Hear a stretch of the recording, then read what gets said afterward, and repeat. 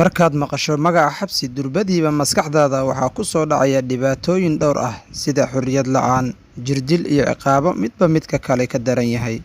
Dunidan aan ku noolnahay waxaa ku yaala xabsiyo kala duwan. Halkan waxaan kuugu soo gudbinayaa xabsiyada ugu silaca iyo rafaadka badan qaybo ka mid ah. Ku soo dhowaada muuqaalkeena maanta. Xabsiga ugu sumcadda xun caalamka waa Guantanamo Bay wuxuuna ku yaalaa dalka Kuuba. Xabsigan waxaa la furay 2002 waxaana xabsigan ku xiran muslimiin badan.